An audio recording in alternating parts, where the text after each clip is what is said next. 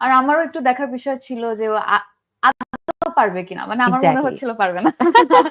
So হ্যাঁ। ওই দেখার একটা বিষয়ও ছিল। তারপর হুম, হুম। দেখলাম টিভিসি তো ভালোই পারফর্ম করলো অ্যান্ড সবকিছু মিলে ভালো টিম ছিল ওর সাথে।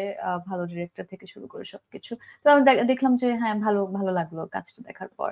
অ্যান্ড দেন তারপর ওই কাজটা বের হওয়ার পর অনেক অসংখ্য হুম, হুম, নাটকের হুম। অফার ওকে তো আসছে। কেউ হচ্ছে গিয়ে নক হ্যাঁ, করে না সবাই তো এখন, আপনাকে নক করে। আমাকে নক করে। তো আম আবার ও তো আবার ইউনিভার্সিটিতে ঢুকে হুম, হুম, ব্যস্ত হুম, হয়ে হুম। পড়ল।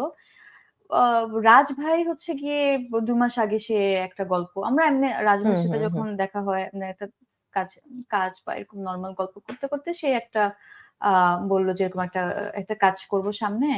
তো আমি বললাম, কি কাজ করবেন?" তখন সে এরকম বলতেছিল। তখন আমি ওখানে একটু ছোট করে এড করা শুরু করলাম যে, "এরকম করতে পারেন, এরকম করতে পারেন।"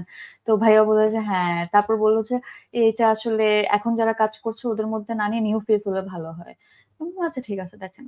তারপর সে আবার আমাকে একদিন কল দিল। কল দিয়ে বলল, "আচ্ছা ঠিক আছে এখন মালাইকা কি পারবে এটা করতে?" আমি বললাম, "আমি আসলে জানি না। হুম, মানে হুম, হুম। আমার ওখানে নাটক তো এক্সপ্রেশনটা জরুরি, এখানে ডায়ালগস অনেক এখানে জরুরি। ডায়ালগ ব্যাপারটা আসলে অনেক ইম্পোর্টেন্ট।"